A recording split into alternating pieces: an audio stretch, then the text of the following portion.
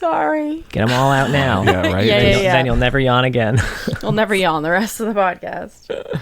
Fuck daylight savings time. You save all your yawns for the AU section. I yawn so much in the AU section. I'm so sorry. Every time I edit the video, I'm like, man, that must be really boring. No, it's the end of the episode. Yeah, I'm fucking tired. I've got, like, I don't usually have anything to contribute. Yeah. How dare you? You have great stuff to contribute. Like this. Sorry, Mark. Sorry. No, I was ruining falling it. asleep when I was doing bedtime, so it's I'm waking up. It's okay. Classic. Yeah. Yeah. Are we good? Yeah. Yeah. Hello, lore heads, and welcome to the League, exploring the League of Legends lore from A to Z. My name is Rebecca. And I'm John. My name is Mark. Today we're talking about the Card Master, Twisted Fate, who was released February 21st, 2009. Nico's cheering. I had to say, I had like a little mini panic attack. It's like, oh fuck, my baby just woke up. It just sounds Nope, like that's that. just The phantom just Nico. cries do not end, ever. Also, Nico snores and makes really weird noises when he sleeps, which also makes us think that Does he? Yeah. we're hearing it through the monitor. Is he But like- really, he's just sleeping next to us like... Yeah. He just makes like a... It's very cute. That sounds pretty cute. Yeah. Well, we got a lot to get through today. Yeah. So, what's TF sound like? I'm gonna go first. Mark's got to go last. All right. I assume, unless you want to go last. No, Sean. go for it. All right. I don't want to go after Mark, that's for sure. You're right. I was gonna say, Mark's really. We're putting so much pressure on him to be Right. good. You just have to speak like you normally would, and then you're doing a Twisted Fate impression. Can I say I was listening through his quotes? I feel like there's like two different voice actors. I was thinking the same thing. Oh, I didn't Yeah. listen to enough of them. I don't think. I some listened of to them but- veered way more... more country. Not as... like, yeah, more country for sure than Cajun. Okay, Twisted Fate, yeah, I can see y'all. that. That's his mother. Well, I don't know where his mom is actually, but anyway, this is what Twisted Fate says to me whenever I lock in a gold card. Feeling blue.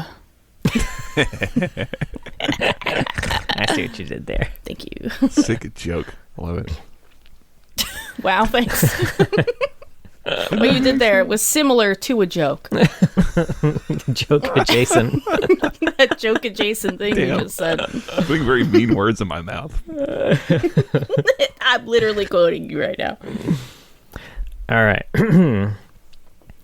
Lady Luck is smiling. Oh fuck, that's what I was gonna do. Oh, no. Sorry. You could That's just do okay. a... You do can that write the too. other quote I wrote down. You can't see it, but Okay, I'll you try. can do that one. I'll try and channel. Let me think. What would have John have written down here? Oh fuck! Hold on, I've gone completely blank. I'm to have quotes. Never lost a fair game, or played one. That is that's legit the other quote I put down here. Nice. You know what the best thing was? I had a different quote there, and I erased it and put that one there last night. Damn. The Yeah. other ones are also short, right? It's like They are really short. shine That's why I gold. picked... That's the only other one I can really think of. Yeah. I had another long one actually. What was it? 2 jokers in a deck, and I got you. Damn. All right. Well, on the universe page, Twisted Fate has his bio. The video, A Twist of Fate. Thankfully, it's on his page. It's not even canon anymore. It's still here. 4 short stories, some artwork, and, at the very end, A Twist of Fate, the behind-the-scenes video. They put both of them there. Love it. Gets a play on his name. We got to put them all there. That's fair, I guess. Yeah. Yeah, there's a lot here, but we have talked about it, particularly the longest stories already multiple times. Well, the Gangplank one we talked about Yeah. like 3 times, I think, at this point. Yeah. But it only gets better with age. Like a fine wine. Yeah. Only gets better the more and more and more you keep going back to the bottle. I think we've read almost. I was thinking I think everything but his color story we've Yes. read. Yeah, 100%. I mean, one of them's new, too. Newer, Yeah. so we read that not that long ago. Newer, comparatively, I should. Yeah. I'm glad for that too, because since it wasn't for the Grave specific episode, I took notes about both sides of the interactions. A lot of the other of my notes for the Graves episodes, because I was like, I'll just copy and paste my note for Graves. It's the same story. I very specifically wrote Grave notes and no TF notes. I was like, God damn it. All right. Rereading, I guess. I honestly, lots of times when we reread stories, I'll say I skim a lot and get to the stuff that's character specific. With almost all these, I just kind of reread them because I like all of them. Pretty I good. think they're all really They entertaining. are really good. Yeah. They're fun to read. Everything in the Bilgewater rework was so solid and continues to be. But anyway, his bio. By Graham McNeil. By Graham McNeil. Tobias is his real name. Tobias. So we're going to refer to him for a little bit. Tobias Felix. I always want to call him Tobias Funke. I know, right? Because it's just so close. So Tobias Funke was a normal boy on the Serpentine Delta. His people sold weird shit and traveled along the river. That's kind of all I don't really know what weird shit they sell, but they mention that people look down on them for their weird wares, and I'm like, what are they? Well, they used they're just traveling nomads. River nomads. They used to be gypsies was the word that was used a lot in the old lore, and I think they're like, okay, we got to change that. We're gonna do something else. Got to switch it up to nomad. They're Don't river do that. nomads, and that's yeah.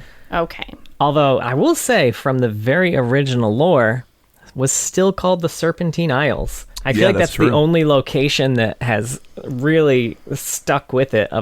For some reason, of all places, they really locked that one in early. It's a good name for a river, right? Rivers are a snake. It makes sense. Despite the fact that, despite having it locked in so early, I don't think, have we ever seen it in any sort of medium at all? Even in the Ruined King game that's all around, these I don't even know if islands. it's on the map, man. God, you're right. They really don't mention... Yeah. And he's the only one from here. Right? Yeah. I think so, yeah. I think didn't the Tom Kinch stories kind of flow along the Serpentine? Oh, that would think make so. sense, yeah. Yeah.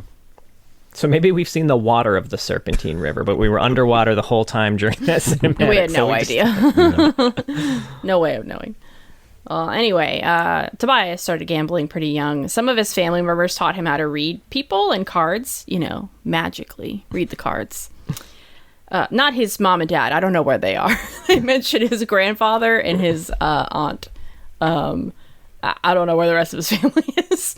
He was good at getting people's money, but one day he took everything from these dudes. So that night they went to Tobias's camp where all, his people were, and the men were going through the tents, beating up people trying to find him, and Tobias just took off and ran and then returned the next day like he was a little bitch. So they kicked him out. Yeah, they exiled him. He spent a long time alone, essentially, making money the same way, but being more careful not to completely wipe people out now. He's like, yeah, I'll let them win a round or two so they don't beat my ass. The bio is vague about the magic of the cards, but it mentions him getting better at that too. After a while, he met Graves and they partnered up, but one day something went wrong with the job. We'll never know what. Only those two men know what happened that day, and neither of them will fess up to it. That's what the bio says. That's true. A bunch of other people knew, Yeah. but they're all dead now, so don't worry about it. Graves was arrested, though, and Tobias was alone again, which is when he took on the name Twisted Fate. TF went about his old ways for a while until Graves got out of prison, and then there's clearly a couple paragraphs that were added on to the end after they did the big story. They're like, there's they have to face each other and team up to survive Gangplank, and now they're together, but things are rocky, and it's kind of where it ends up. As for TF, his goal, he wants to learn more about the cards, and they're headed to Piltover is the end that we see. Yeah, end of the bio. Yeah, the end of the bio. Yeah. It was a bio. Yeah. I don't feel like any of it was particularly new. No, None of it was surprising to me. It wasn't like Talia where I'm like, oh really? She went all these places? I was like, oh yeah, that makes sense. He learned how to read cards pretty young, and he's a swindler. Yeah. And a gambler. I was hoping to learn more about the Serpentine Isles, or the Delta is what it was called in the bio, and just kind of his people in general. That seems very interesting, and we don't really know anything about them. I was hoping to learn more about the fact that he can't swim from the bio, because it's just brought up later. Yeah. Fucking like apropos of nothing, and then all of a sudden, that seems like an important thing, because even Graves has questions about it, like how and why, I have those questions. That would be a fun short story, you know, because I can see it. You know, he seemed to go elsewhere when they traveled. Like they traveled, set up camp, and he's like, yeah, I'm gonna go gamble. You know, sure. He's just not a water guy. Honestly, having like Twisted Fate bringing Malcolm to meet his family, like, okay, we're coming, it's Christmas or whatever, and we gotta go do Christmas with my river family, and it's like awkward and uncomfortable and shit, and getting into all that could be a lot of fun. Because I agree, I love that so much. I feel like Graves would get along with his family way better than TF they would just be insulting the shit out of him, right? Like, you know, this boy can't swim. Oh, we've been trying to get him to swim for years. Spends all his money on these fancy clothes. Doesn't even know how to swim. I would love that, honestly. Like you said, it's not terribly surprising, but it wasn't like I wasn't annoyed or frustrated. Everything kind of tracked logically, and I like the detail of like there's kind of a through line of him being sort of like I don't know, selfish, a coward, someone who like always is out to save his own skin first, which tracks neatly with the things with Graves. So it's nice to have that in the bio at the start, right? And that's the big fuck up early in his life, and it shapes his whole personality a little bit. I did find it funny. So he was exiled from his people for what he had done, which, let's remember here, for what he had done specifically, the reason he was in this problem was, or this predicament, I guess, was by using the skills that his people had taught him in the way that they had taught him to use them, and then not wanting to get beaten up as for the record, a kid. He was not an adult yet. It does make it clear. I don't know how old he was, but he had not hit adulthood yet. No, he was running from men with clubs who wanted to beat him up, and for thus he was exiled. Yeah. Can I say, if you go and look at the previous version of this bio, there's a reason that feels so weird, and it's because in the previous version of this bio, what happened is that everyone didn't like his river folk, and he really rankled at that, but everyone else is like, that's just the way of life. And then when this event happened, he actually fought back, and he was exiled because, fighting back isn't our way. And so that's the original sort of what happened. He gets exiled no matter what he does. Come on. Right? He like, can't win. That's really funny, actually. It doesn't feel right at all, him getting exiled, like kicking out some child because they didn't want to get beaten up.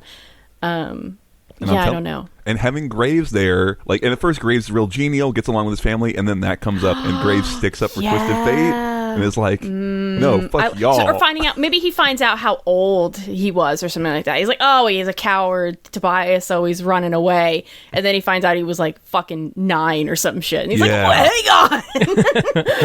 That would be really satisfying, honestly, to see Malcolm really stick up and get in TF's family's face about that shit. Oh, man. That'd be great. Man, I want that story. Come on. Yeah. I'm also I'm curious. I mean, we learn more details about this later. Not a ton more details, but a few about the failed rescue mission. And I am really curious how it went so bad, because it does seem like TF is particularly suited for getting in and out of places. And I mean, also worst case scenario, he's also really good at getting money very quickly. Where was he imprisoned in Bilgewater that he could not be bought his way out? It seems like everyone in Bilgewater can be bought. That's a good point, and they even make a point in the bio to say, like, no prison can hold him. No matter where he has been imprisoned, he has been able to escape. That's true. Yeah. That is that point. Is it for Graves though? Couldn't get him out. Don't know. I don't know. And I would say maybe it's like, power only works for me. If only TF hadn't given Graves a blue card specifically to teleport Graves to him if he needed to in time of danger. Yeah, I think so. We know it works that way. Now, to Maybe be he fair, didn't know it yet. That detail comes in from a way later piece, right? And I'm sure all this was written with the idea that only Twisted Fate can do this teleport thing. Maybe, I don't know. But it's Sentinels. Everything in Sentinels is canon. And it's all good and cohesive. You know, I don't want to complain too much because I do like that little piece of storytelling. Like, that's probably the best piece of storytelling from the entirety of Rise of Sentinels is him giving Graves that card. I will say the skin is the best. That little detail in the skin death animation is the best part of Rise of the Sentinels for me, anyway. Yeah, for sure. Yeah, I don't know. I've kind of given up. I've kind of become willing to abandon ever getting details about that heist that went wrong. There was a time when I really wanted it, but it's like, I don't know. I guess it's not. Yeah, the that'll point, never right? be a priority. Yeah. Yeah, I guess I was kind of filling it in that, like, I don't know, that TF couldn't get him out. You know what I mean? Yeah, like, obviously. Maybe right. he couldn't, he couldn't buy his way out. I feel like they're both wanted enough now that, there are some people that there is no price that they would be willing to take for them. And that maybe he didn't really know about his cards very well yet. I know he has a lot of time after Graves' arrest that he learns more about the magic of the cards. That's kind of what I was feeling, is that he hadn't teleported yet. He learned that later, but... Yeah, maybe. Potentially, yeah. Yeah. One thing I liked about this too is that, I mean, this is pretty early on, and I actually don't think this carried through the bio, but there is a line early on that said, the obvious prejudice always stuck in Tobias's craw, which I really like the Cajun idioms in the bio. Yeah. It's the only one that stuck out to me. It was a little front-loaded, but yeah. It was very front-loaded. You know what? It's way better than the old-ass... I keep talking about old bios. The old-ass original bio, which was just full of gambling, like, references and puns and play on words. Like, oh, that's great. It got really old real fucking quick, I will say. I'm sure. Yeah.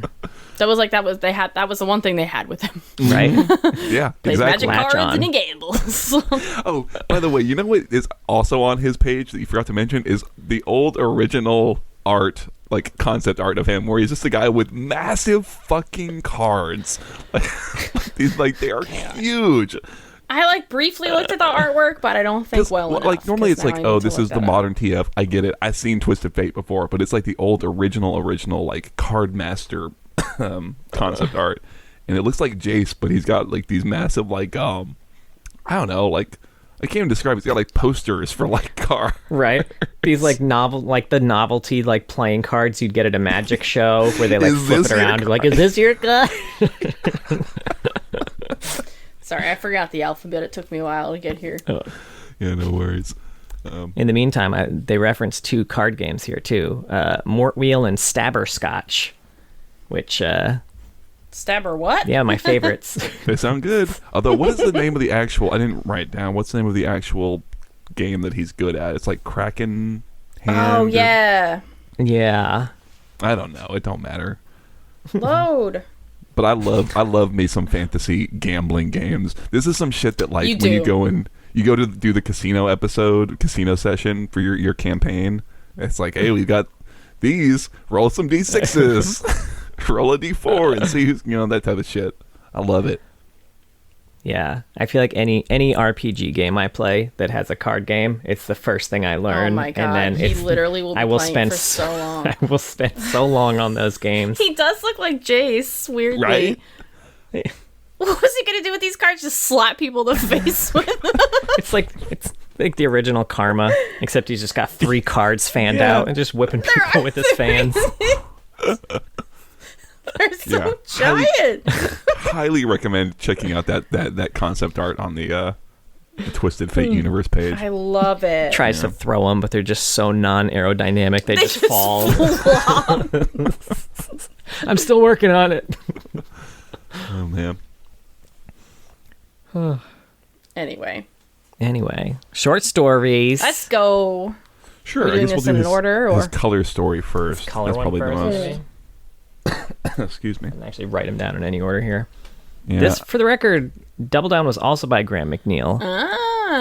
Quite possibly They the force- shortest Graham McNeil piece Yeah, I've ever seen. I think they forced the color stories to be kind of short. Right? He raged as he wrote this. So I just want to fucking explain what it. There's like a 30,000 word version somewhere. I wouldn't mind it. I like the story, but it probably works because it's so short and simple.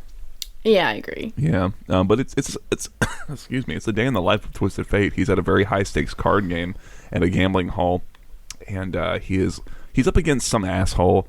They make a real point to establish this guy is a prick. This guy sucks. He fucking sucks. Don't worry about it. And there is just a litany of gold and jewels and deeds and just all sorts of crap on the table at stake as they're finishing off this hand of, I don't know, something like poker, I suppose. And the thing is Fantasy poker.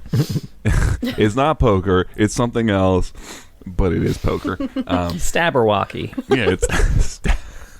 He's going to try to spell Snicker poker a snack and different way. The thing is that Twisted Fate doesn't even really care about the hand that he's playing. He is more concerned about the crowd around him because everyone's watching this crazy high stakes game. But he can just it's like the cards are like kind of like there's alarm bells ringing in the deck. Like he can feel it through the cards that something is not right. There's a moment where he gets that taste of sour milk in his mouth. I love connecting that reference to that Lux story. That Nocturne one, yeah.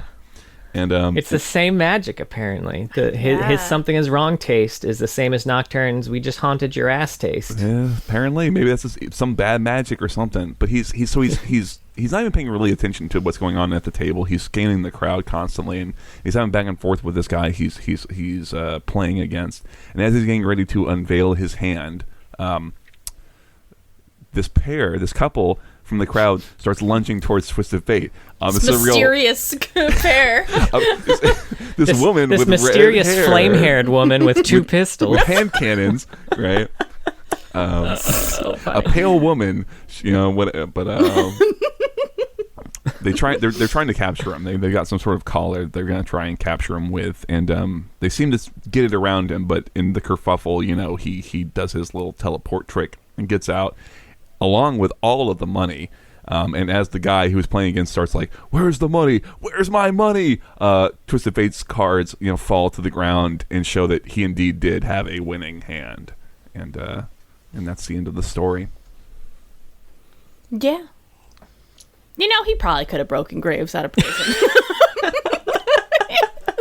Maybe Really looking at it, I can't justify it anymore.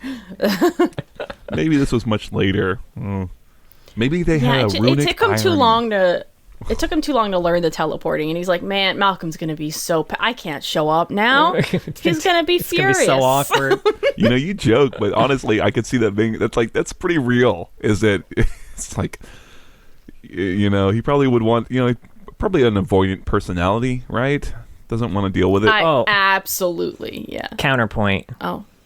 Graves was specifically staying in his face to prevent him from teleporting because Graves knew that he could teleport, which he probably would only have known if he knew how to teleport before Graves got thrown in jail. That's a good point. Yep, you got it. Yeah. Yeah, well. So he's just a dick. He is kind of a dick. To be fair, he really does start trying to make up for it later, which I do like. Yeah. And they did meet and become partners because they're really good at lying and cheating people. So, it's all right. Yeah. But this story I liked. It's pretty short. It's a fun little thing. I like a lot of the descriptions of TF's, like the way he's feeling the cards and the way the cards are kind of like yelling, like they're vibrating almost, and like this magic that he just senses like something's wrong here, and he doesn't really care about that card game that's actually happening that is so massive in its stakes. I thought was kind of fun. Yeah. They literally made a point to say like the money that was being they said wars were fought for more money than was on that table. I think was the line. For less money, yeah. More for sure. Yeah, I like that, and I like his and I guess the other thing I like about all these stories is that he's just very consistent in his like demeanor and his candor for lack of a better word. Like, even in this one where he's obviously knows something is wrong and is constantly scanning the crowd to figure out what's going on, when this guy is trying to shit talk him, he's still very cool, and he's like very almost like theatrical, like, you know, taking his hat off and stuff, like, oh, you know, I'm never you know, it's very consistent. Nonchalance. Yeah. He's got a nice clear personality. Full of anxiety. He's like buzzing with anxiety, and he's like, I'm fine. Oh my god. I was not fine. I was not fine at all. Crazy shit was about to happen. Fine. There's some weird redhead here. I got some rancid milk taste in my mouth. Right? How are you nonchalant? How are you not like, bleh? Did you guys just taste that? Yeah. Yeah, pretty short and sweet. Yeah. Now on to the rest of the story. On to Burning Tides. Burning Tides. Burning Tides, the big one. The biggest one. This one is by Scott Hawks, Anthony Reynolds Lene, George Kirstick, and John O'Brien. It's a group affair. Yeah. This was for the big Bilgewater event. Probably the best event that Riot's ever done. So it's TF is the perspective character for a lot of it, and it opens with him pulling a job. He is sneaking into a warehouse to steal a dagger, and he's stealing it from Gangplank. He kind of beats around the bush on it, but it's from Gangplank, so it's a big deal if he gets caught. He sort of sneaks his way in, and as he's getting in there, Graves is here, and that causes all sorts of fucking problems. Graves is here to reckon with TF. Graves starts shooting because Graves has no sense of subtlety, or like doesn't even really seem to care if they both die, as long as he gets the answers he wants from Twisted Fate first. And so there's kind of a running battle through the warehouse. They're trying to TF is trying to escape Graves. They're also both trying to escape all of the gang members. And as this kind of escape sort of keeps happening, Gangplank is alerted that, like, apparently Gangplank knows who Twisted Fate is. I guess he probably would. He's probably pretty notorious at this point. And it's notorious enough that when someone says, hey, I saw some guy with a card that, I don't know, blinked out of existence or whatever, Gangplank rounds up literally everybody in fucking Bilgewater. There's not a soul left who's not looking for TF and Graves. But the chase kind of culminates on Butcher's Bridge, where in front of them are gang members, behind them are gang members. There's really no escape except potentially jumping off the bridge. And Twisted Fate is getting ready to step off, and Graves, there's actually sort of a moment where Graves, as mad as he is sort of like, okay, Tobias, don't actually jump. But TF does jump. He gets, there's like some like line that he gets onto. He doesn't die. He manages to kind of get off. Right? He didn't die. Regardless, though, they still get caught, and they end up on Gangplank's ship. And the whole time, Tobias has been trying to kind of explain to Graves what happened. And eventually, while they're here, it is like, we tried to save you. Everybody died. Jimmy and Tommy, they all fucking died. All of us died trying to get you out, and we couldn't. And Graves kind of realizes in that moment, yeah, you know what? I believe him. He's telling the truth. He did actually try to save me. He was not able to. The big issue, though, is that they are about to be drowned because they're chained to a cannon that Gangplank then kicks overboard. And down they go into the water, except Graves has given Twisted Fate a card. Graves managed to get a hold of one from way back during the escape. Twisted Fate has been purged of all his cards.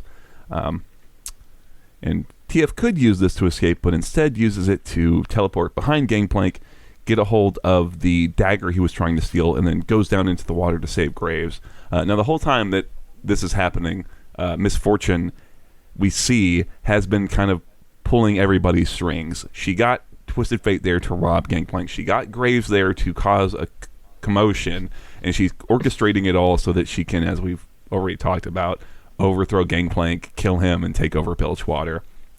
So Graves is going down into the water. Twisted Fate, not knowing how to swim, drowning seemingly being his biggest fear, goes in after Graves and manages to free him. And as that's happening, Miss Fortune, springs the trap. The ship they were on, the Deadpool, Gangplank's ship, explodes. All of Bilgewater goes into fucking chaos, and TF and Graves, they manage to escape. Graves is freed. He gets TF out of the water, revives him, and they kind of paddle off. and they're sort of like, well, what are we gonna do now? It's like, well, Graves lost his gun. Bilgewater is about to be a fucking shit show. There's good money in Piltover, and you could get a new gun there, and so they kind of resolved to let's try this again as partners, and we'll go to Piltover and do some work in there. And that's kind of where it ends. And Gangplank's alive. Duh, obviously. Not really related to TF, but there is... they got an epilogue. Well, yeah, that's it. Yeah. This was a good one, and this came out well before they were a confirmed couple. But it was so coded so heavily. Clear, though. Yeah, I mean, they're still not, like, officially together, but I think it's canon that they fancy one another. Yeah, and I mentioned it, but I really do like that moment. It's probably maybe my favorite moment of the whole story, when they're on the bridge, and Twisted Fate is looking over the bridge, and the whole time, like, Graves has been calling him, like, TF or whatever. He even refers to him as TF in his internal monologue, because Graves is a perspective character sometimes. But in that moment, he calls him Tobias. And I just really like that moment where he's like, there's desperation in his voice. Is like, don't jump. I don't actually, he doesn't actually want him to die. And it comes through in that little moment. And I really like it. It's very sweet, I guess I would say. Yeah. There's a lot of surprisingly sweet moments, given that Graves spent the first half of this story chasing him while shooting after him. This is also a pretty gritty story. I think we talked about it in the Graves story, but I love how brutal Graves' violence is. He's slinging people's guts out their backs and shit. Like, I love it. He turns somebody... There's a phrase like he turns somebody into a red wave of muscle and sinew with his gun. I was like, oh my god, Graves is so... It makes me want to play Graves, I will say, just reading the story. He sounds fucking badass. I mean, he picks such a giant gun. Like, that's what would happen if you shot someone with it. Exactly. Yeah, Tristana. She puts volleyballs in it, so it's... She puts Looney Tunes pellets, though. Yeah. And yeah, I guess I like also the running through line of, like, I guess Twisted Fate's not like the most complex character. He doesn't have like the most like crazy unique voice, but he's got a nice through line. I like that he does actually care about his fancy attire. Like, he has to, like, the only way he can survive is to jump into like a big like bucket of fish guts at some point. And he's like, man, these boots, I took months to get these fucking boots. There's only 4 pairs of them in the world. Fuck. All right. And he jumps in, and he's still like, and I can just feel it seeping through every stitch in my boots as I get into this awful. Yeah, and as he was running through the blood, Graves was like watching him. Was like, I can see him slowing down, specifically because he doesn't want to get the tails of his coat bloody. Yeah. And then at the end, he lost his hat too, which he was very disappointed about. And right at the very end, they found the body of the pirate who had stolen his hat, so he got his hat back. Yeah. Classic. Yeah, definitely it was a great story. Like you mentioned, TF's not like a particularly, complex inner monologue to get. And I feel like of all of the champions here that we do follow, TF, in my opinion, is probably the most boring one to follow. But, all of the TF parts also have Graves in it. So still good. I remember feeling this with Graves, maybe, is that Twisted Fate is fun enough. His card magic is always fun. Gambit type shit is fun to me.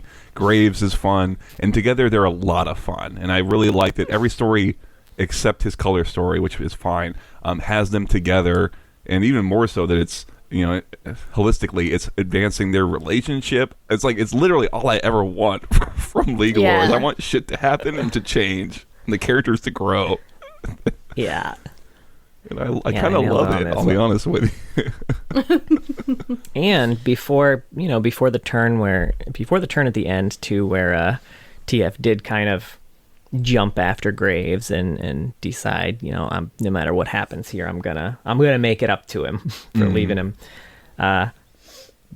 Graves did have a line to TF specifically. It says, "What kind of man don't own up to his own problems?" Which is a real big callback to his bio, which was nice. Yeah. Well, that's the thing, is that he feels so just consistently written. He doesn't have to be the most complex or interesting or like, oh man, this is super tragic or like a super big hook.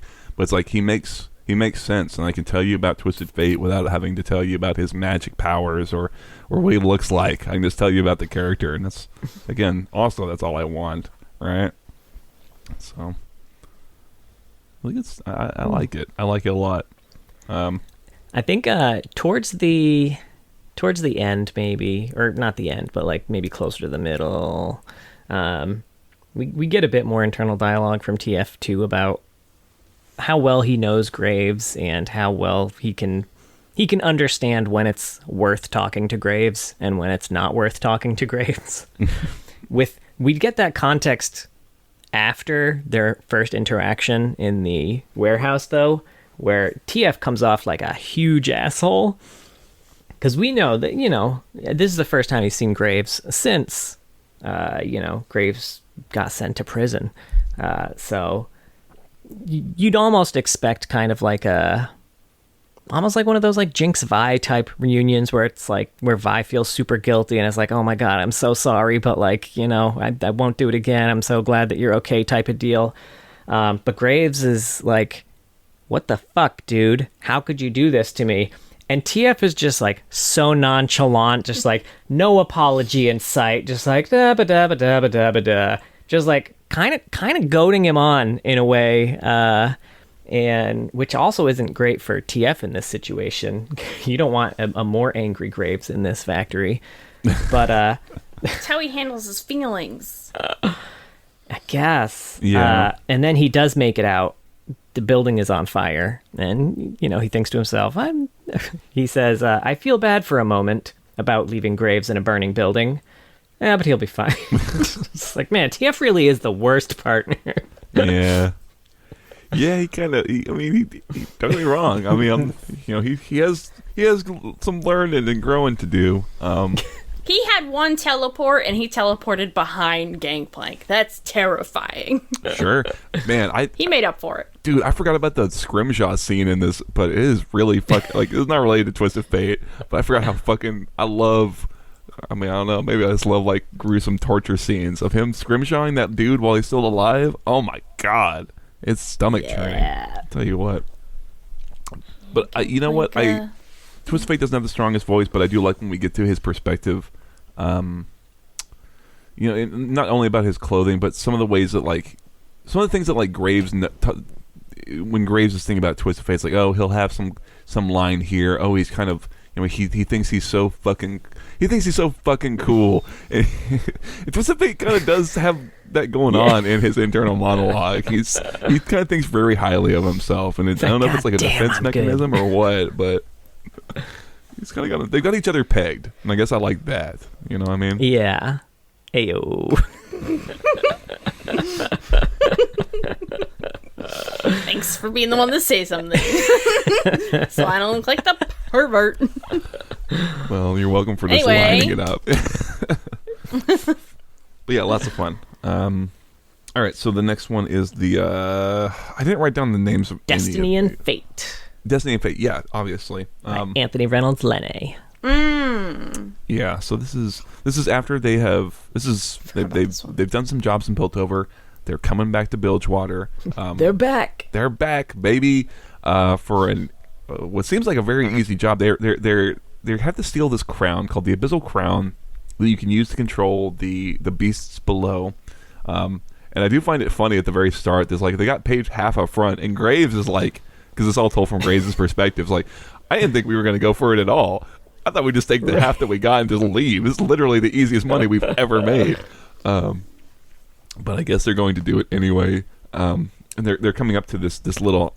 It's just like a kind of a rock and a bunch of shoals is kind of where Twisted Fate through his. He's doing a tarot almost type thing. He's reading the cards, trying to find where this shrine is, and it takes them to this little just rock of nothing in the middle of this I guess stripped graveyard almost.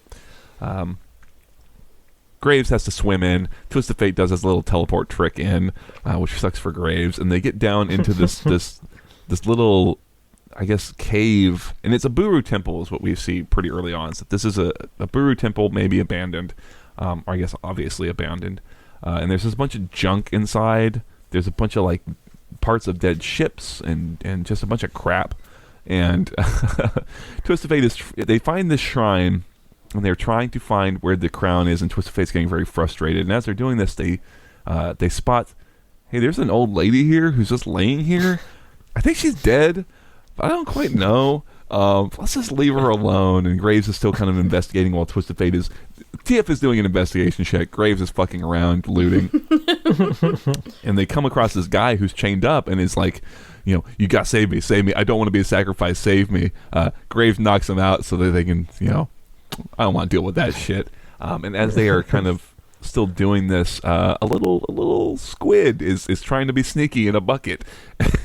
And Graves like, oh, that's fucking weird. And the octopus, I should say, kind of crawls up onto the woman, wraps around her head, and then she sort of, sits up. And then they kind of realize, oh, fuck. She's a sea witch. She is sort of like, I don't know, maybe like a channeler for the beasts below, whatever that might be. And they need to get the fuck out of here. It is interesting how the whole time Graves is sort of the one advocating for, we need to leave, let's get the fuck out of here. And Twist of Fate is very like obstinately, almost stubbornly, almost like trying to make a point of like, no, we're not going to leave. I'm not going to leave you. We're going to get that crown even if it kills us. As they're doing this, a bunch of these giant crabs, the witch kind of gets these giant crabs to start attacking them. They start fighting these crabs. In the scuffle, they blow up the shrine, and there is the crown in the shrine. They get a hold of it, and then the witch opens up like a portal into like the deep ass ocean where there's a big octopus monster that's looking through this portal. So like, not only is there a big monster through this hole in the air, but seawater is just rushing in. They're trying to get out. They're trying to deal with all this. Eventually, Twist of Fate is able to teleport his way out. Graves is able to escape, and they have the crown with them. They take it back to the person who hired them. This guy who calls himself the Prince. They give him the crown. They take the money, and they're like, let's get the fuck out of here. That was fucking weird. And as they're kind of sailing away, they're watching this Prince guy's ship, and he's doing his shit with the crown on his deck, and this massive fucking sea monster just comes out of the water and just destroys the ship and just kills everybody and then goes and just leaves. Like, that's weird. The worst investment ever. Their stories are all so good, dude. I know, right? They kind of commit to leaving. They do realize that guy who had been captured was Misfortune's man. I don't know if they commit to going to go see her or whatever, but there is a little epilogue where Misfortune is dealing with the Sea Witch and will go get them to TF and Graves in exchange for the guy who had been captured and a bunch of gold. Which leads into the cinematic, the double cross cinematic. Which is also very good. Also very good. Very fun. It's very creative, I will say. Mm-hmm. Yeah. And, so there was a lot of very cool visuals in this story. The Sea Witch is really cool. With the little octopus on her I'm head. so glad that we get to see her. And it's not just like us imagining what she looks like. I'm glad that she made it into the cinematic. Yeah, it's very like, did you see like the James Gunn Suicide Squad? Yeah. Yeah, very whatever that whole thing. Whatever her name was. That or like the monster, the starfish monster thing. Whatever, I don't remember what it was called. Yeah. If it's not called Starfish Monster, then I don't know thing. what. But that's a lot of fun. I love the little, like I said, the little void hole. No, it's not a void. I shouldn't use that word. The little hole into the ocean. And I love it because it's like it's a very creative idea. It creates a ticking clock for the whole action sequence, which is really neat. Because the cave is filling up with water, so like they have to get out very quickly. And it's just a lot of fun. It makes me think of like a really fun little like small session again of. I was just gonna say, do you read stories like this and immediately think like, this would be such a great combat encounter? Yes, absolutely. I mean, that's what it feels like. That's why I said like he's doing his investigation check. People are fucking looting. A bunch of mooks come out, and then like shit escalates. It's neat. It really like satisfies me in the sort of fantasy way that like it's easy for me to forget that like Runeterra is like a fantasy setting sometimes, because sometimes it's like, you know, whatever, they don't play with it a lot, but this is like, this is great. It's a nice, like, fun fantasy adventure in this sort of piratey setting. You know, it's a nice mix. I don't know. I like when they're talking about their time in Piltover, and they say, we'd been running jobs in Valoran in the City of Progress, and its uglier, downtrodden sister. That's a good way to describe the song. Harsh. Yeah. Right? I also like that not only was TF not rowing, because, I mean, obviously TF's not going to row, he's also not steering. Like, he's not manning the rudder, doesn't have an oar to kind of, all he does is sit there and then bitch to Graves that he's not steering great. Right. That's very on brand for him. Very. Yeah. That sounds like something I would do. I'm so sorry. I like that he's like getting genuinely, like Graves is like splashing him, and TF's getting like genuinely upset about it.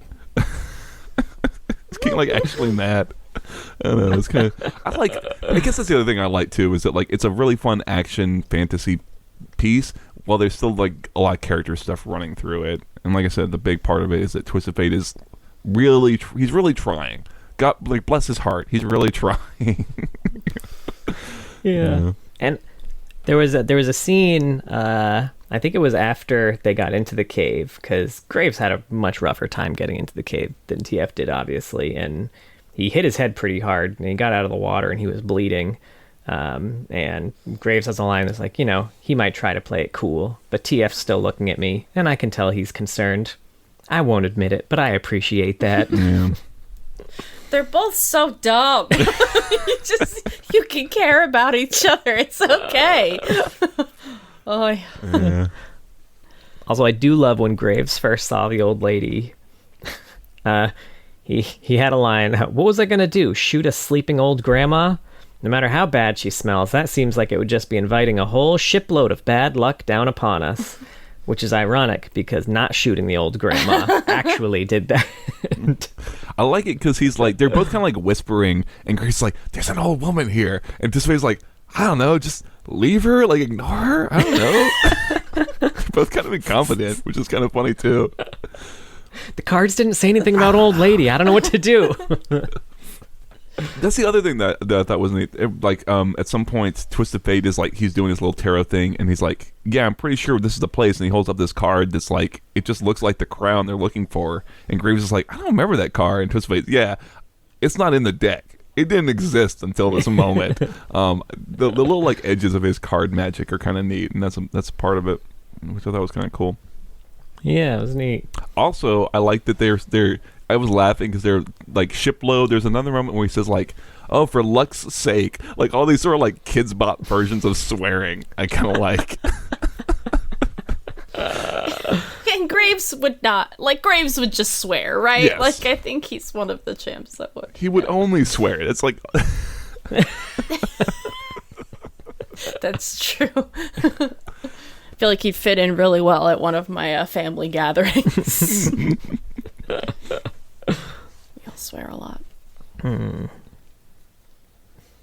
All right. Yeah. Only one more. I know. It's the most recent of them. Sorry, I'm sorry I didn't take any notes for these, Mark. I meant to, and then I just No, spaced. it's all good. Like I said, I read through them, and they're all very fresh in my mind. I mean, these are also all stories I think, even when we did them for Graves, that I liked. So it's like, yeah, it sticks in your mind when shit's good. It's the boys in Bambolini, which I really like. Jared Rosen. Yeah, and what a piece. Our boy Jared, yeah, doing good. So good. Makes me really want more stories from. I don't think, is he still on the narrative team? I don't think he is I have no anymore. fucking idea, man. He could not. But be I would it love right more anymore, stories. I don't know. Jared, wherever you're at, give us some more lead Could you stories. write the Graves Visits Twisted Fate's Oh my Family God. or Meets the Fucking Family please, dude. by Jared Rosen? Got a real knack for the comedy. Yeah. Yeah, so it's the setup is that there's an arms dealer in Bilgewater, and an arms dealer has decided that they're going to make some money by they're going to insure all of their arms. They're going to hire a mercenary group to protect it, and then hire another mercenary group to steal it, and one that ideally will cause a big ruckus. And since the one that they got hired they hired to steal everything as Twisted Fate and Graves, it should definitely cause a big fucking ruckus. And so we kind of jump to the middle of that heist where things have already gone sideways. Graves and Twisted Fate are under fire, and they're trying to figure out how to get out. And the big issue, of course, obviously, is that they're in a warehouse that is just full of explosives, explosives, black powder. It's literally the most dangerous place in Runeterra at the moment, I think. and as they're doing this, all of these, the people who are kind of fighting them are a bunch of fish people, and this hammerhead shark guy is kind of their leader, this guy called Bambolini, and it comes out that Bambolini was the third member of the Twisted Fate Malcolm Graves, I don't know, mercenary team or whatever for a very long time. So he knows them, and they had a falling out, whereupon, you know, he was sick of dealing with them. He went to do his own thing, and then they tried to steal from him, and then his ship got blown up. You know, there's a whole fucking thing. So he does not like them. And they're trying to figure out how to get out. They sort of do a misdirection that was really established in that previous story about, like, they start doing a kind of fake, you know, sort of fight. Twisted Fate and Graves eventually kind of get out from under fire. They start running. The place starts kind of going up, and Bambolini confronts them, and Graves just kind of blows the place up around them, and Twisted Fate, I assume, sort of teleports them out. I don't know. They sort of get out, and then there is a moment sort of after everything has gone down, the warehouse is burning off in the distance, and they're just kind of watching it, where they just kind of I don't know if they necessarily acknowledge that maybe they have feelings for each other, but it's definitely in the air, and they're both aware of it and kind of coming to terms with it, and also wanting to hide it from each other. So they're both kind of sitting there like, well, we'll keep doing this as partners and just as friends, nothing else, right? Yep, not at all. Nope. And yeah, just bottle that up and shove it on down. just tamp it down. The summary is pretty short, but the writing is exceptionally fun. It's comedic through and through from start to finish. It's so good. Really fucking funny, and I really, really recommend reading it. It's one of my favorite lore pieces, I'll say. Yeah, me too. It's exactly my style. It's very Hitchhikers. If you're a Hitchhikers fan, that is very much this writing style. Oh yeah. I mean, I think I know we mentioned a ton of bits from it, like the Graves episode. There were new ones. Oh yeah. Like there's a moment where, so I think so they're fighting a bunch of fish people. One of them looks like a guppy and is called Guppy, and the other one is some shrimp guy, and they're both hiding behind this explosive crate, and a bullet enters the crate, and there's like this very long pregnant pause. It's like, okay, and then Guppy is like, I think where is like, it cuts off, like Guppy said, exploding, you know. It's like, I don't know, these little moments are just really throughout it that are very funny. Yeah, it was very good. I still wrote down a few quotes. Yeah, I wish I had more, frankly. And this one is TF related and TF relatable. With each turn, its hue shifted from blue to red to gold, though when he got especially nervous, he couldn't get the order quite right. And he pulls the wrong every card time at I some play point. TF. I'm pretty sure. Even TF does it, folks. Yeah. Yeah. The partners locked eyes for a moment, looked at their respective explosives, then back at each other. John. Which, I don't know if this is me reading between the lines, but I remember this from last time. I do remember this from last time. Did he write the exact same quote down? You did, but you also did misattribute that Graves said mine's bigger. He didn't. He said mine's better. Safer. Safer. Graves wearing protection. You know what? Play safe. That's all. He does wrap up his shotgun when he swims through the water. It does specifically say he wraps it in some oil skins. What is it? Saran wrap. Some oil skin. Saran wrap. Sorry, fantasy saran wrap. Yeah. He puts it in a big Ziploc baggie. You still got that blue card I gave you? TF whispered. What, the one from the Sentinels? Yeah, I still got it, Graves answered, at a normal volume. I do love that. And then It's like anytime you're trying to stealth with a in a game. Honestly, I like that. They have that, and then later on, Bambolini shows up and is like, "Oh, I get it. They're a couple. They're together." In italics. And then when Graves starts talking to TF, he is actually whispering at that point because he's trying to be like, "Okay, but actually, like, what does he think we're together, right? Like, that would be crazy, right? If we like kissed right now."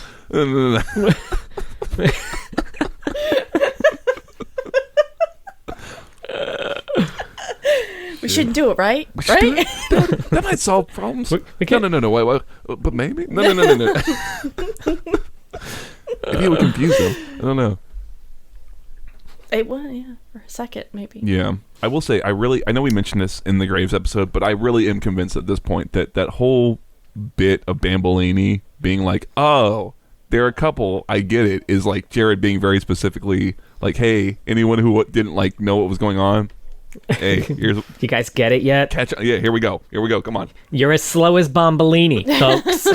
You literally have to, though. It's wild. Sure, yeah. I mean, I get it, but I guess I kind of like that like funny. voice of the author almost being like, "Hey, by the way," almost breaking like tapping on the fourth wall a little bit. You know what I mean? The tall hammerhead shark man with a menacing harpoon gun and no shirt was also unable to end the standoff, but he did not know it yet. His name was Bombolini, and the two things he knew best were how to project an understated elegance for a creature of his stature, and how to know exactly what to say to command a room. "What are you doing, you bunch of ding-dongs?" he shouted towards the catwalk. I like that your voice for him is like, "Hey, Old man. It was. I love there's this bit where he's trying to look at himself, and because he's a hammerhead shark, he can't look at himself. But he's trying. Oh, this makes me never want to write again because I'm just not good. A second of recognition passed. 2 seconds. Then for some reason, 3. It doesn't waste a moment. I think that's the thing about this, is that like every sentence is like trying to like make you laugh or do something. It's firing on all cylinders. And this one, I know we mentioned this one during the revisit episode, but again, just gave me such "Our Flag Means Death" vibes, and it was so good. This was a promotional poster they used for their services. 2 men who will do anything, and we mean anything, to anybody, and we mean anybody, for the right price, any price. What does it say? It's like some flyers describing themselves as a pirate flesh carnival or something like that. Yeah. I'm thinking about It's Always Sunny when they're trying to invite people to the mansion with the bicep, but it's a big dick. I thought it was a dick. I thought, it's like... It's supposed to be a dick. There's nothing more. If you want it to be a bicep, you need more veins. Oh, fuck me. Fuck it. Goddamn. I really like this story. Yeah, it's exceptional. And then at the end, it's like Bombolini was assumed dead. The client was furious, and nobody got paid. All in all, it was one of the duo's more successful heists. They come off so incompetent, to be honest. Even at the end of this one, it's like, this was still one of their better heists, where fucking everything exploded. And nothing... And they got no money. Yeah, no money, yeah. Yeah, I feel like the heists are new to them. You know, they were gambling con artists before, That's and now true. they're trying something new. Yeah, I do like Graves at one point is like, I thought we would just do like, small-time jobs and like low to mid-level extortion. Right? That's like, that's our speed.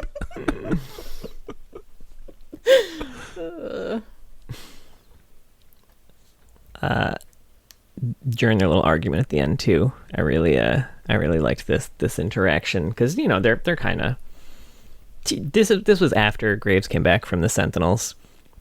TF obviously he felt a little abandoned, obviously, I'm ungrateful. I'm not the one who disappeared for months to go fight some camivore ghost prince, then rolled back into town one night like he owned the place. He was a ghost king, and you're lucky I fought him, or we'd all be ghosts. You'd be a ghost, I'd be a ghost, everyone would be a ghost. You weren't even there. You think I don't read Shauna's letters? Graves, I'm a con man. You can't trick me. They left you outside while Scissors Doll and the Shirtless Wonder saved the day. I do like that TF certain is like secretly lusting after Akshat a little bit. Scissors Girl and that super hot, sexy super dude. hot shirtless guy. What was his name again? Right. What was his name? His number? Where Did you get that? Where did you meet him again? Right? Where did we find it? It was so gross. Yeah. Which website? There's so many. Right. I like that he's a little jealous of Vane because, like, I mean, I hate Sentinels, but I do like whatever. Like, that's the facts is that Graves and Vane really like are just really good friends. That TF is, he can't help but be a little jealous, even though obviously Graves is, you know, was it like gay for like the last 4 decades or something like that, right? But you never know. It could just be a friendship jealousy. I feel like Twisted Fate doesn't have it. You know when like your friends start talking about another friend and you're like, what? Your what? Your other friends? Yeah. What are you talking about? Or someone who like you're friends with, and then you're like, oh, we were doing this thing. Like they have inside jokes that like you don't like get, that type of thing, right? Like feeling left out almost. I kind of like. He just wants to be a part of Graves' life, man. And I like that detail came through. This is a nice little moment too here. Malcolm, Fate interrupted. Do you have a concussion? It's possible, Graves sighed, but not in a sad or tired way, more of in a concussed way. All right, let me look, said the very injured Fate, brushing Graves' hair aside as he looked for signs of a bruise. We both know you're a durable fella, but neither of us is invincible. Not like Bombolini, said Graves, confused by the welling excitement over Fate playing with his hair. It's cute.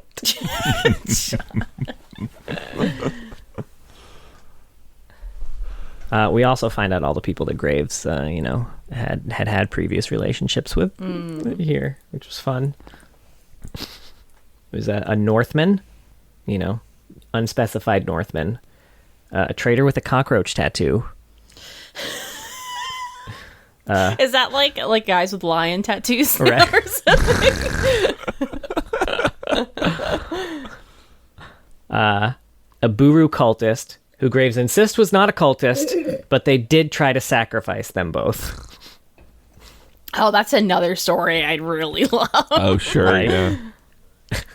Also, the whale guy, the octopus guy, the second whale guy. He's an orca. That's a kind of whale. The monk, the Vastaya, the Noxian. Which Graves admitted was bad. Yeah, that was the only one. Like a Noxian, Malcolm, from Noxus. People talked about that one. Graves really gets around. Yeah.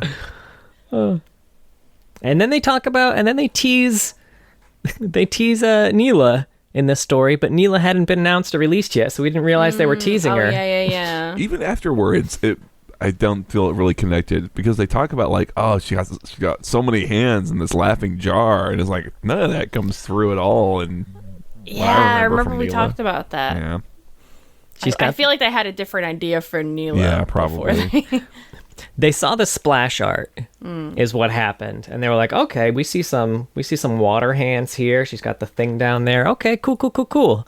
And then like none of that was reflected in any of her gameplay. You don't really get to see it in any of the story. Yeah, I think you're right. Like, oh, It's that's what happens when you build lore off a splash art. I like this Neela more. Like I like the idea that she's got this jar that's constantly cackling and shit. Just hands constantly in her outfit. I don't know. Yeah, that was this story. It was very good. Yeah. Read it. He shows up a few other places. Obviously, he shows up in Graves' bio and Gangplank's bio. Not Gangplank's bio. He shows up in the Gangplank story, The Burden, which is kind of where he's getting, I think, was it Like tested? Alawi tested?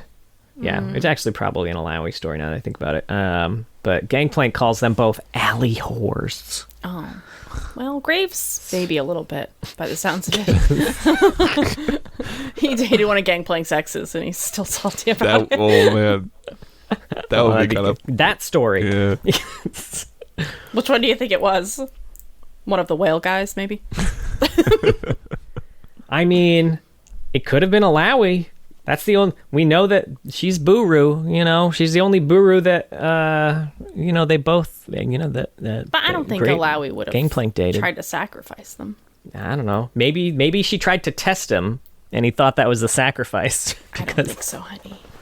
I don't know. Could happen. I don't know. He also shows up in An Ancient Mystery in Runeterra, which is Ezreal's story, where he's kind of going around to all the different regions, kind of highlighting some cool things there. It says, after losing every single hand to TF, or as he put it, this is how Ezreal called him, a card master who he didn't even know his name. He's never referred to as TF in the story. Course, but it could be any card master. Right. Yeah. He finally won a hand, only to win useless coins, which, you know, I feel like ties back to TF now, letting people win a few hands, you know, unimportant ones. But we find out these coins actually aren't too useless because they have Aatrox's blade on them. And Ezreal was kind of the crux of the story, is that he's in the middle of an Aatrox investigation because he saw a picture of him in a tomb and wants to learn about him. I like how Aatrox made his own money. Right. I know, right? At some point. That's fun. Someday I'm going to be Aatrox king. bucks. 5 Aatrox bucks are worth 1 sword coin. Oh my god. Holy shit, that's so good. Holy fuck. That's great. But yeah, that's it. Yeah. Want to learn some old TF? I really Yeah, do. yeah. Now, there's a bunch of different versions of Mark old TF. doesn't. Now, the version that I have here is the I think the original, either the original or the second to original version. Although birthed to poor parents, the champion known as Twisted Fate was able to gamble his way to prosperity as a card shark in the seedy underground gambling circuit of Demacia. Yeah, Demacia. I said Noxus and Demacia. No matter how... It was both of them. Yeah, I think he, let's see. Well, let's see. I mean, I don't know if that's... down. I thought what it said was yeah, I don't know. Oh, I just copy-pasted it. Oh, okay, They probably rewrote it a lot, though. Yeah. See, no matter how close the authorities came to catching Twisted Fate, the rogue always found a way to slip through their fingers. Despite his good fortune, he was never able to win that which he truly desired, the ability to control magic. When Twisted Fate learned of an experiment being conducted in Zon that might help him with his wish, he did the only thing a gambler of his worth could do. He went all in and volunteered for the experiment. When it seemed to catastrophically fail, however, Twisted Fate flew into a rage. While on the verge of killing the scientist, he suddenly teleported himself miles away. With a sly grin, he realized his luck had won out yet again. He now brings that luck to the Institute of War. Doesn't hit the same Hey. as the League of Legends. But it's cooler. Way cooler. Yeah. So yeah, this was one of his old I think actually there was a slight rewrite on this too that named the doctor. Yeah. Or that the original version named the doctor, and then they were like, okay, no, that's too obvious. No, We have to. I think the first one's the right. They're like, hey, what if we did this? Like, because the doctor's name is like what, Xavier, like Wrath or something like that. I don't know. Yeah, they're like, we can't have a guy who's obviously Gambit get his powers from a guy named Professor Xavier. It's not. I think that's what we can't do it. I think that they added that because I remember because it didn't like isn't that who Graves ended up like getting captured by in the old Graves lore or something like that, and that that was a connecting tissue. I don't between remember. The two. I don't. I don't remember either. Who the fuck knows? But come on. I hope so. This is 2009, right? We're talking about. They absolutely were like, oh, get it? Because it's like Professor Xavier. Yes. Right. Put Get that it? in. Hire this man. And he shows there's been a few Journal of Justice articles, but mostly related to his relationship with Evelyn. That's a big running through line I think here. I don't remember reading any article that did not relate to that. I could be wrong. That's fair. I think you might be right about that. He stupen Evelyn? Well, just remember, a lot of old Journal of Justice articles are just low-key advertisements for skin lines. Yeah. And Tango Evelyn and Tango TF. That's literally I completely forgot they had that together. That's literally the only reason. There's all that fuels at least 3 articles. TF and Evelyn have been seen together a lot. People are talking about it. Evelyn says, "Our time is pleasant, but it's nothing serious. Nothing lasts forever. Well, almost nothing." TF, on the other hand, "I'm a man who believes in keeping his options open, but sometimes you gotta take a chance, and that blue-skinned beauty is worth gambling on." Unfortunately, a lot of inside sources saw them arguing, and it seems that Evelyn will once again eat the heart of her lover, creating yet another eligible bachelor in the league. Is that... Well, a dead one. Right? Eat his heart. Is that like they write it as if it's like a phrase that you would say, like, "Oh, she really ate his heart," left him heartbroken. It's like, no one says that. Is that what she did in the Golden Horror? I don't remember anything like that. Weird. Yeah. But yeah, now the two of them are tangoing together because there's a dance competition, and the two of them are partners. Their eyes never left each other, and the heat of their close embrace scorched the curtains of the ballroom. Watching Evelyn's legs snake around Twisted Fate as he led her around the dance floor was enough to understand why this couple regularly ends up at the mercy of one Ram Steed, which... I have questions about. At the mercy of Ram Steed is the worst league erotica that's ever been written. I will just say that I don't want to read that one. And then Twisted Fate explains their choice of dance. Tango's the dance style that best expresses our relationship. We aren't just dancing, we're competing with every step, dip, and spin. And they are both the guest instructors at the Crown Dance Academy in Demacia. If you're lucky, you might score a spot on their extremely popular class, though beware, many students have been seen fleeing out the front door after inciting jealousy while pressing too closely to either instructor. Yeah, so look out. This is bullshit. Don't worry, there's issue 10. We'll clear it all up. This one's called A Cruel Twist of Fate. That's the title of this article. What started out being a romantic couple's walk through Granoa Park in Demacia went cold just before sundown. Nearby sources claim that Evelyn simply dropped the bomb in the middle of a conversation, leaving Twisted Fate shocked and dismayed. She then kissed him gently on the neck and walked into the growing shadows. Evelyn has so far been unavailable for comment. Rumors abound regarding the reason for the breakup. However, sources close to the Widowmaker claim that this was a perfectly normal breakup for Evelyn, while others claim there's some lucky soul waiting in the wings for her affections. The truth, as always, will come out. This reporter managed to catch up with Twisted Fate at the Accursed Trinket, a disreputable bar in Zon. While it seems that Fate was open to the idea of an interview, particularly in exchange for help with his bar tab, the champion was unable to form coherent sentences. It seems that this reporter caught him long after many drinks had been downed. After what sounded like a heartfelt expression of loss, although he could have just as easily been asking for help to the bathroom, he passed out, fell off his stool, and flatulated loudly. It's this reporter's opinion that he is not taking the breakup well. You know, the more things change, the more they say the same, right? Like, look. I'm sad to announce that I am quitting the podcast. I get it. Done. I'm done.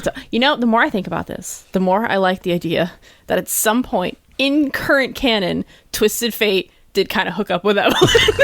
Didn't realize what she was. And Graves finds out, and he's like, "You were making fun of my exes." That would be funny, right? When you were banging a demon, like a demon. She starts doing her torture thing, and he's like, "Ooh, nope, I miscalculated. I'm out." Yeah, I said the safe word. Did you hear me say the safe word? So I always bring a blue card into bed with me, just in case. You know? Holy shit. Yo, can I just say... That's his protection. I always bring a blue card to bed with me. Oh, that's so fucking good, dude. Can that be a new t-shirt? Always bring a blue card to bed. It's gotta be... I'm looking for like a phrase sort of like, you know... No glove, no love type situation. You know what I mean? Like a little like... Right. Yeah. Wrap it before you tap it. Yeah. Blue card before you... Get hard. Get hard. Ooh, blue before you screw is good too. Blue card before you get hard. Yeah. I love them. Oh, man. But yeah, that's the old lore. He's in some. Why did he have to toot? You know, he had to toot. It was out of the author's hands, hon. Right. This was a story that was writing its. He is the mere instrument through with this inspiration. I guess it's. I guess it's better than the writer being like, really, I'm the man waiting in the wings for Evelyn. She's been desperate for me this whole time. That is a missed opportunity that he wasn't like, no, if you'll excuse me, this reporter will be looking up Evelyn's, number or whatever to try and, now that she's available, fuck me. I'm shocked that wasn't on there. Right. Anyway. Well, he's in a bunch of cinematics. He's in a bunch of cinematics. Yeah, There's the two canon ones that we talked about. We've got Double Cross, which takes place right after Destiny and Fate. So the Sea Witch that they robbed hired Misfortune to capture them for stealing the crown. It starts with her having TF tied up, and then Graves busts in to rescue him.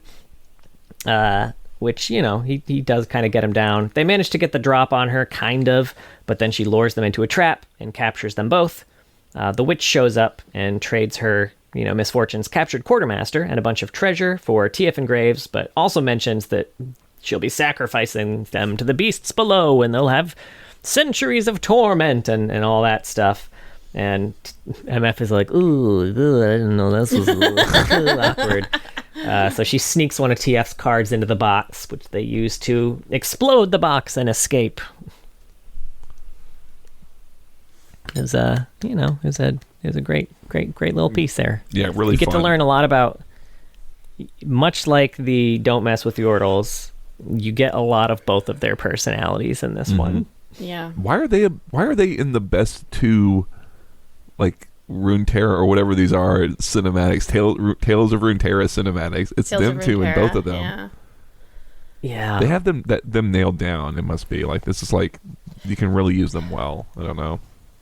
It's a good pairing. It's one of the few that's like fun, and I feel like when they were doing these cinematics, they wanted to do something more fun. Yeah. So many other people are just so goddamn tragic and weird, and like, I don't know. Yeah, or they've got like fucked up relationships that are like broken or are like disintegrating or have split apart rather than coming back together. Yeah, like Leona and Diana are so depressing. Zion and Rakan are good, but they're a little bit more serious, although they do have one together. That's true, right? Yeah. They're fun, They're still allowed to have shenanigans. They do have some shenanigans, yeah. True. And like we mentioned, Don't Mess with Yordles is the other one. This is the one where Teemo's missing, so Tristana goes to rescue him. Where Teemo is, he's been captured by Graves, who has him imprisoned in runic iron because the bounty for Yordles is very big. Now, TF wants absolutely no part in this. He specifically says, Yordles aren't worth the trouble. Don't mess with Yordles. And he's like, fuddy-duddy. So the other Yordles try to mount a rescue. They eventually rescue Teemo and Tristana, who got herself captured during the rescue mission as well. A fight breaks out. Lulu transforms Graves into a little baby Gromp, and TF picks up the little Gromp, and it's like, what did I say? Don't mess with Yordles. Wonder how long he's a frog for, you think? That's a good question. Forever. Right. I like that TF's got... We don't have any lore after this. That's true. That could be a story too. Maybe. Yo, what a story! Is CF trying to make graves on a frog? Maybe that's why he again? has to go back to his river focus, because they know how to fix the frog thing. You connected it. He's been exiled, but he's like, I gotta go try to get back there so they could turn him back into a person. Right. Oh, Shit. dude! And now we're back to Princess and the Frog, bringing the frog back to the bayou. Oh my god! Wow, we are really good at writing legal lore, like in theory. We are so good. And he definitely tries to kiss the frog graves at some yes. point, thinking Absolutely. like, this might work, but god, my face and I've my never seen a clothes frog blush and- before, but there it is.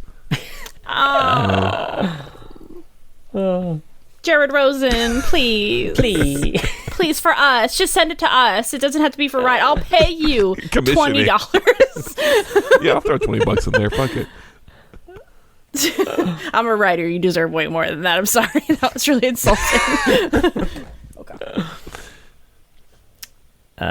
Yeah, so he also shows up in Ignite. Does he, John? At the very end of the cinematic. Does he show up in the it? bedroom? There's a Graves TF poster on the wall. Oh, okay. I love ceiling. Wow. So Planting the seeds early. Yeah. Shit.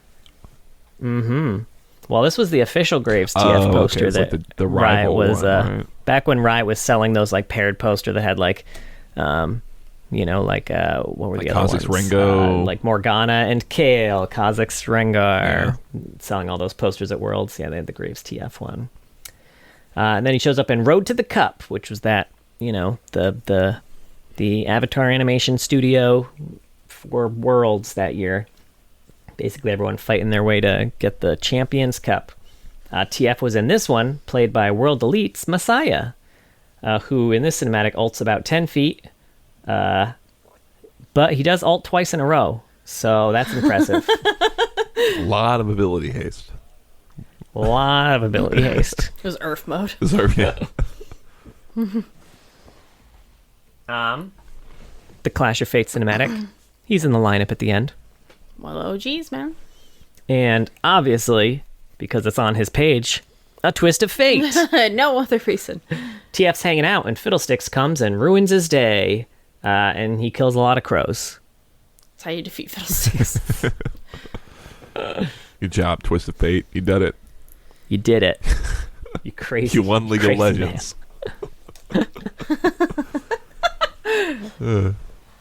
AU time. We got some AUs, baby. At least one or two. All right, first up we got Legacy. Treasures from days long past, glimmering just within reach. This is Magnificent Twisted Fate, which has no lore. Of course. It's a very old This is like one of the first 1820 skins. Yeah, man. Which was wild. Yeah, especially when Trying to find it. it really was wild. I think it's a little better now, but man. Whew. Oh, yeah. It's still not great. Yeah. Still not Which great. is- And we got The Grind, High Society. The only thing more impressive than their wealth is their tax avoidance skills. And this one is Tango Twisted Fate. Oh, hey, I was wondering where they're going to put that one. Yeah. Yeah, that's where he ended. I'm surprised he ended up there, but that's where he ended up. But he also has no lore. Next up, we got The Grind, another grind one, but this one is Soccer Cup. Forget the battlefield, the boardroom, or even the playground. The most important conflicts of today are settled on the pitch. There's no act as satisfying as watching your favorite player slip through the other team, line up their shot, deliver that fateful kick, and release the sweetest word in existence.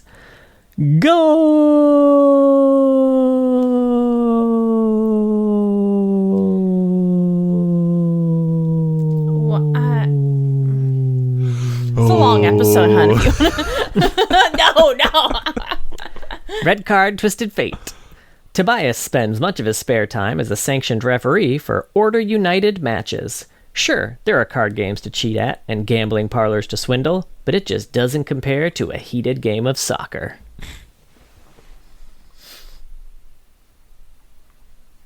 Then we got Storybook, High Stakes. Once there were 5, a strange group indeed, that made up the court of high stakes. They bickered and fought, hard luck, had luck and had not. To this day, no one yet knows their fate. This one is Jack of Hearts, Twisted Fate. Second, the Jack, with a thunderous crack, trounces fate in the blink of an eye.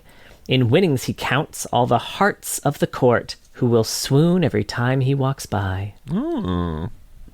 That was beautiful. Yeah. Thank you, I just made it up. You didn't. No. Shit. We got High Noon. Gunslingers and lawmen ride beneath the merciless sun of the high frontier, chasing survival and salvation in equal measure. Heaven is rubble, hell is empty, and all the devils are here. This is High Noon Twisted Fate.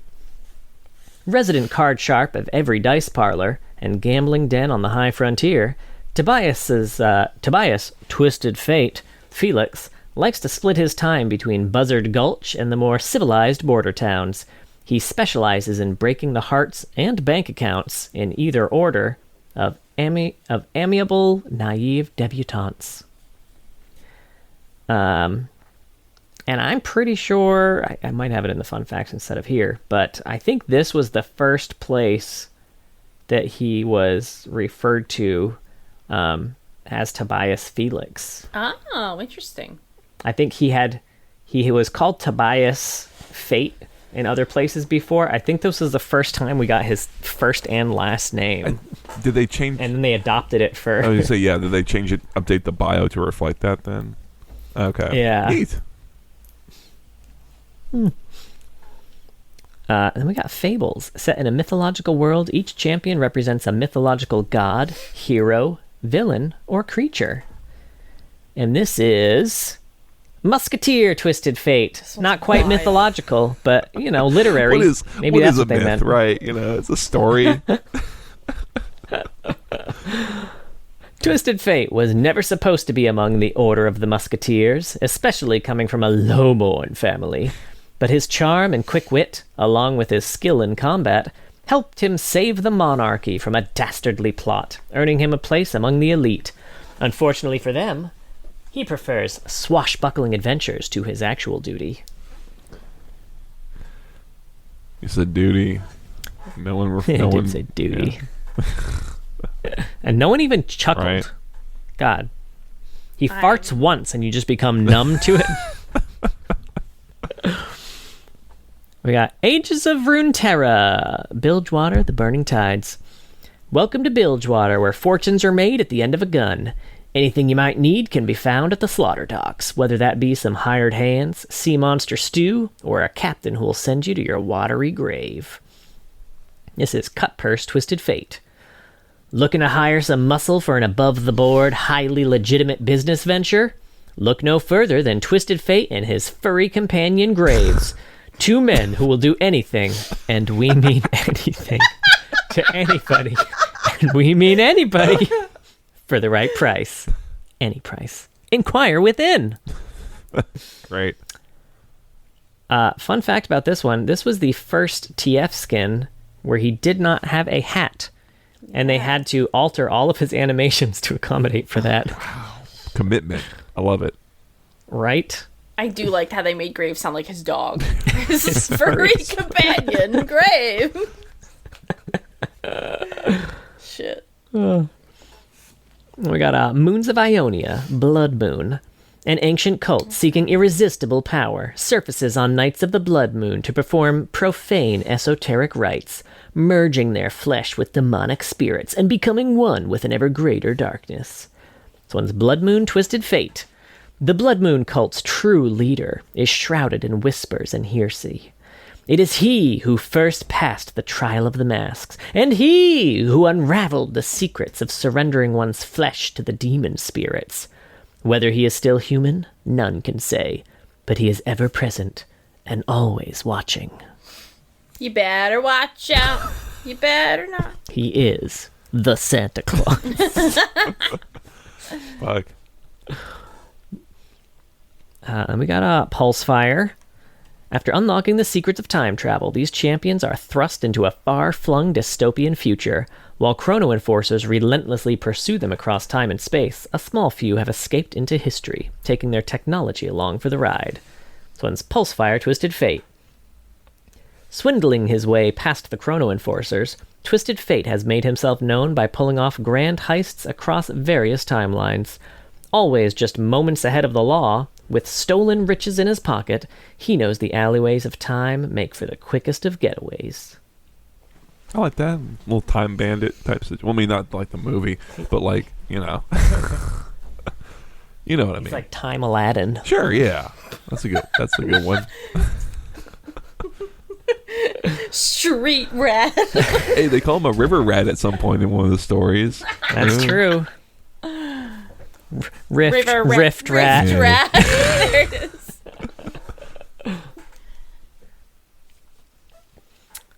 Odyssey. From the heavily urbanized core worlds to the outermost edge of the galaxy, adventure awaits. The great Demoxian Empire has laid claim to almost every inhabited system, ignoring the objections of the ancient Templar Order and the criminal syndicate alike, in pursuit of the wondrous bounty of Aura. This mysterious golden essence, drawn from the vast, majestic creatures who patrol the stars, is the lifeblood of all civilization, but also promises untold power to those who can wield it for themselves. It says Odyssey Twisted Fate. A space smuggler erroneously known for discretion, as well as his impractically famous ship, the Wild Card. Twisted Fate was hired by Karma to free some Templars from some space pirates. He has only just begun to notice that the other mercs on the job are better known for wet work than simple heists. And fun fact about this one.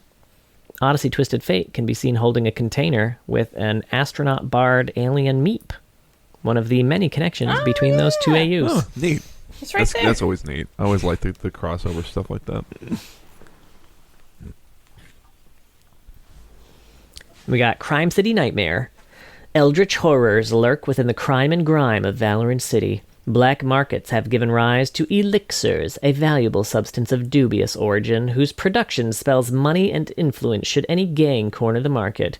Spurred on by agents of corruption, capos and cronies alike look to force beyond the veil for a taste of true power. And this one's Crime City Twisted Fate. No one knows if the mysterious gentleman is human or something else, but he has somehow injected himself into every crime family in Valorant City. With honeyed words and a conman's grin, he convinced them all to embrace the horrors of the beyond. Now the only thing to do is sit back and watch them tear each other apart. I have to say, I feel like we've gone through several champions of this AU now, and I don't think we've found a single one that has mentioned elixirs. Yeah, which seem to be called out specifically. It's bizarre. Really, it's a weird AU. Yeah. Yeah. Also, you said capo, but I'm pretty sure it's capo, as in like a mafia, like lieutenant. Oh, I was thinking the guitar capo. Frankly, that could have been more interesting. I was like, man, why are guitar capos looking to forces beyond the veil? Maybe they're tired of holding those frets down.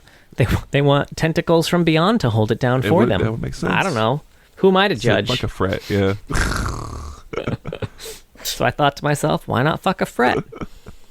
Then we got Space Groove.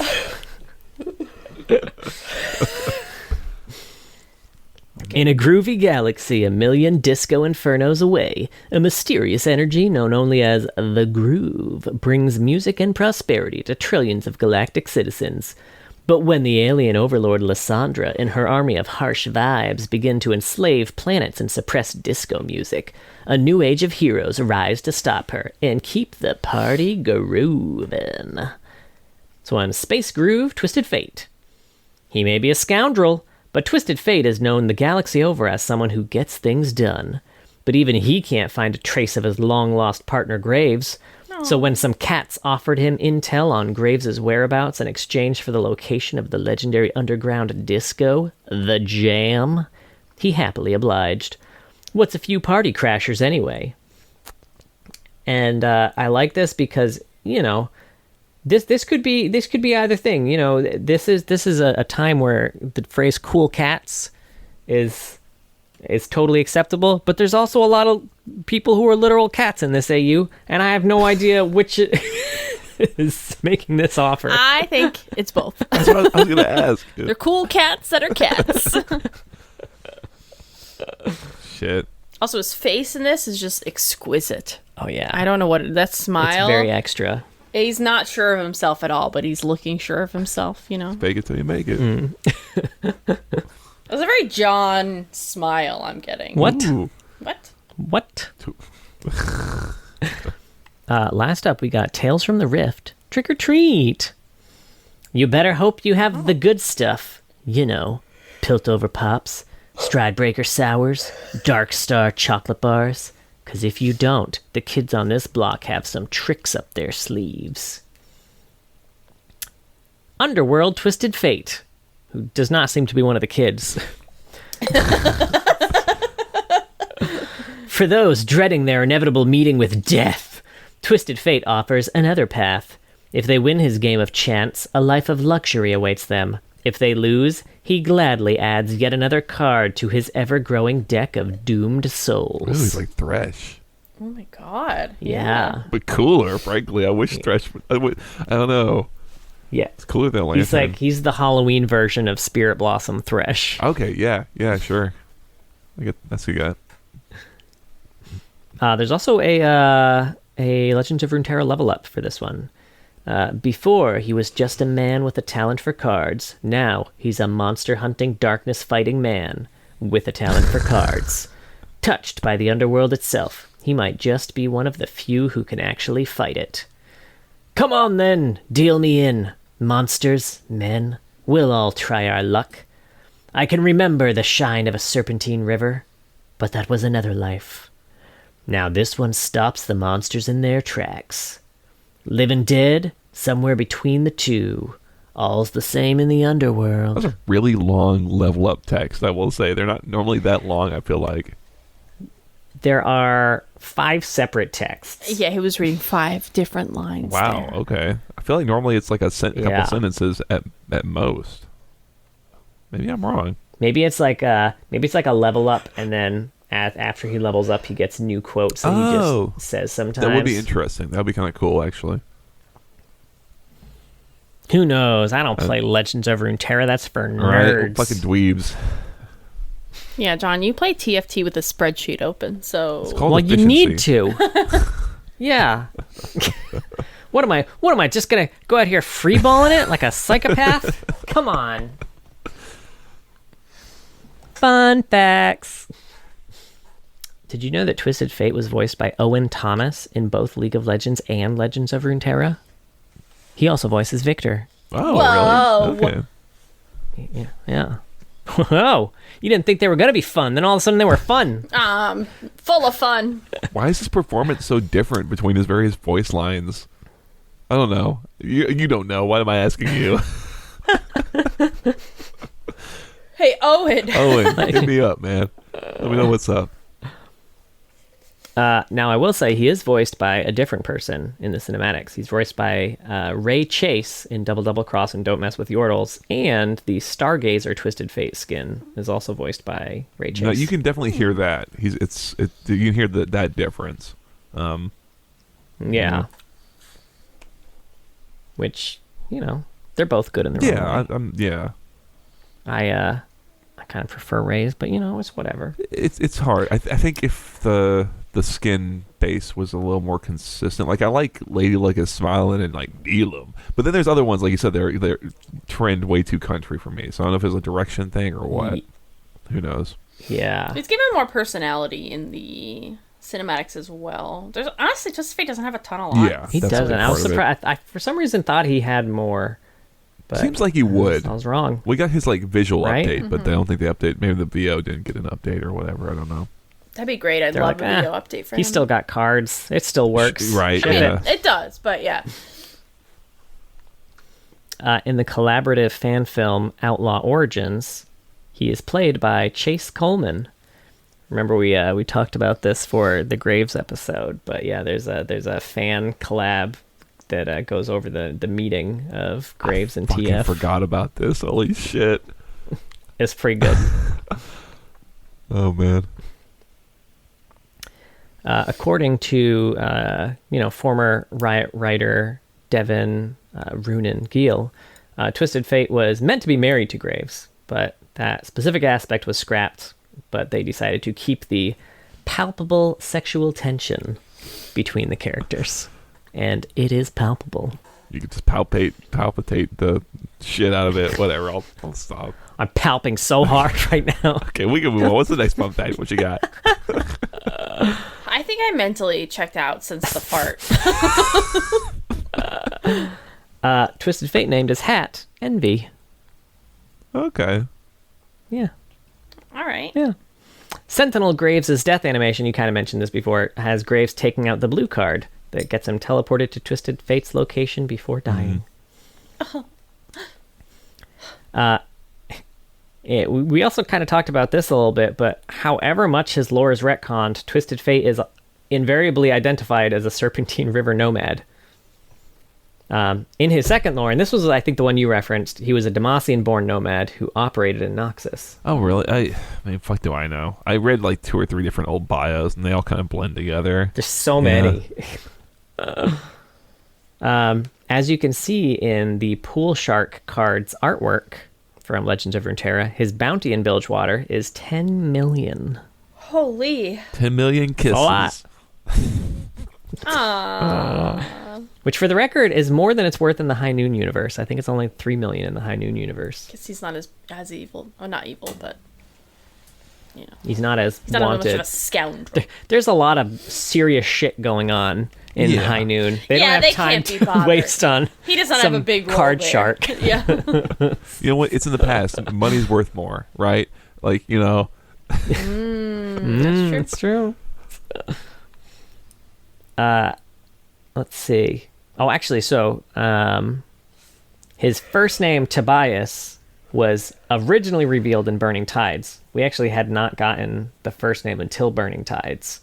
And then his full name, Tobias Felix, was... okay, sorry. I have to take back one of my things here.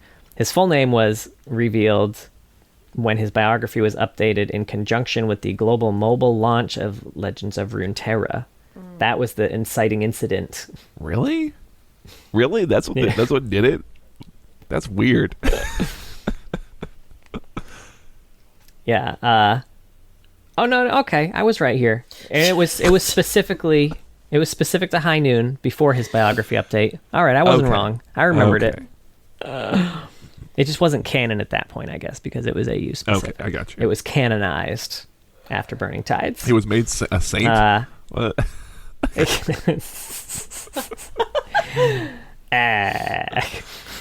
You're right. In a Legends of Runeterra interaction, Vi refers to Graves as Twisted Fate's better half. Oh. For the 2022 Pride Month collection, Riot decided to release 2 new emotes featuring Twisted Fate and Graves, consequently acknowledging their relationship, and thus becoming the first canon couple between 2 male champions. Not including, obviously Varus, because that is one champion. Yeah, I guess that's... And it just kind of, in his head. One of the emotes is a reference to the classic scene in the romantic drama film Brokeback Mountain. I have something. Twisted Fate was one of the first 6 champions designed. The others being Annie, Lee Sin, Singe, Scion, and Sivir. Wow. Wild. Right. He's an old boy. His dance is Gangnam Style. I remember when they changed that. I do. I remember the show and tell where they showed it. I remember. We were so excited. That was a moment, y'all. Yeah. When that came out. I remember them. Yeah, if you weren't around when that came out, we can't appropriately explain. I remember rioters getting up on stage. The internet was still a and weird dancing. place at the time. What does the Fox say was topping the charts? Gangnam Style came out. And they're still both great. Sure, yeah, I'm not saying it's both bad. great. It just is of an era. And the Instalock parody of What Does Timo Say is amazing. And I honestly sing it randomly sometimes. Twisted Fate is the 3rd champion to feature vocals while dancing. The others being Draven and Rengar. Okay. I don't remember what his vocals are. I think because I was on the wiki looking at the quotes and listening to them, and I always laugh when it's just, grunts loudly, grunts scruffly, And yeah, his dancing, he's just like, ooh, ah, grunts. It's just like he just makes like sounds. Like and finally, Twisted Fate's eyes glow cyan in game, but they do not in the cinematic A Twist of Fate. Okay. Weird. Well, I mean, Twisted Fate's not canon anymore, so who fucking knows? That's true. Oh, Blue Eyes. Oh, Blue Eyes. his ultimate used to be just one of his abilities. Yeah, that's true. That's a fun fact right there. Yeah. There was a lot of things on here. I did have to pare the list down, but that's a good one. Mm-hmm. Yeah. There was an old strat where you'd take TF and you'd take his teleport ability first. You'd teleport to a brush on the enemy team's lane. You'd drop a ward, and then everyone on your team teleports to the ward, and you can do a death brush on their side of the map. Pretty slick. Oh man. Bring it back. Let's do that for a little bit.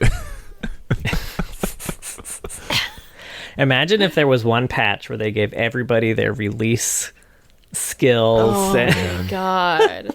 That'd be a good April Fool's game mode or something like that. I mean, it wouldn't because it would immediately be unfun, but Yeah.